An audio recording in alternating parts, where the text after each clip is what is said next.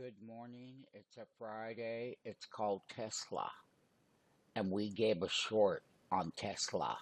It's on the website, it's on the channel. We drew the trend lines.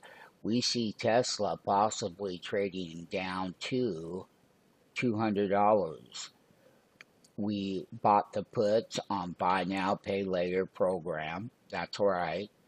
And I'm betting that Tesla continues to fall. Tesla is down right now 1371 and going lower. Okay, in pre-market this morning, trading down to 230, 225 is the bid.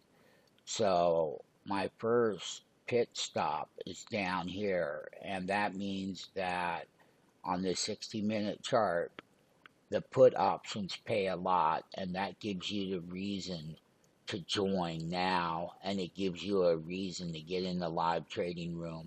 It gives you a reason to want more money. It gives you a reason to ask yourself, what am I doing? What am I doing?